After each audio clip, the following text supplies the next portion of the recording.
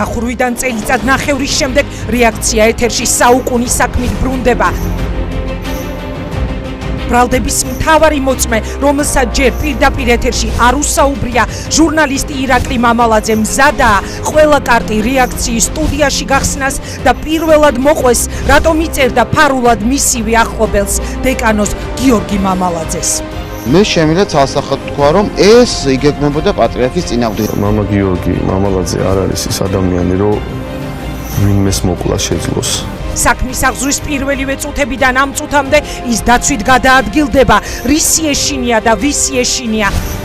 მატროსოვზე ამ კარიდან შეიყვანეს დეკანოზი მამალაძე, რომელსაც ბრალად მკვლელობის მცდელობა ედება. ვინ არის სინამდვილეში გიორგი მამალაძე, კრიმინალი თუ მსხვერპლი? დეკანოზი, რომელიც პატრიარქთან შეხვედრას დაჟინებით ითხოვდა დაჭერის პირველივე წუთებიდან, თუმცა ეს შეხვედრა ვერ შედგა. კიდე ვინ შეიძლება აღმოჩნდეს გამოძიების კვალდაკვალ დეკანოზ მამალაძესთან ერთად მატროსოვის ციხეში? რა თქმა უნდა, ეს ჯგუფია და არ შეიძლება ყოფილიყო ერთი პიროვნება. ეს ადამიანები განიხილებოდნენ ერთ ჯგუფში, ასე ვთქვათ, ბოლო სინოდის ხდომაზე ერთ-ერთმა დაჯგუფებმა ვერ მიიღო ის შედეგი, რასაც ელოდებოდა, ამის შემდეგ მე ვფიქრობ დაიგეგმა ეს ბინძური პროვოკაცია. ბრალდებები უმძიმესია, ვერსიები უამრავი. პატრიარქის დაცვის ყოფილი უფროსი ამბობს, რომ დეკანოზი მამალაძე მსხვერპლია. თუ ასია, ვისი მსხვერპლია ის? სადაა სიმართლე, ჯერ არავინ იცის.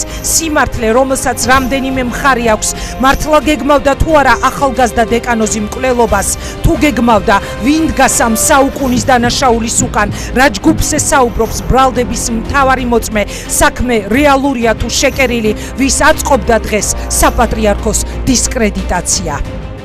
ჩემი ეჭვია, რომ ნაწილობრივ ეს ასევე იყო მიმართული ბათუმისა და ლაზეთის მიტროპოლიტ ლეუფე დიმიტრის წინააღმდეგ. ყველაფერს სამშაბათს მოვყვები რეაქციაში.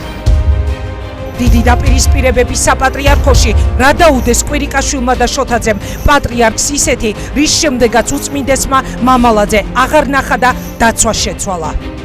ბრძოლა გავლენებისთვის საპატრიარქოში, ბრძოლა ყველაზე გავლენიანი ტახტისთვის ცოცხალი პატრიარქის პირობებში. 21 საუკუნის საქართველოს ყველაზე სკანდალური ამბავი, რომელიც სინამდვილეში შუა საუკუნეების ისტორიას უფრო წააგავს. ციანიდის საქმე, სამეფო კარის თამაშები ქართულად.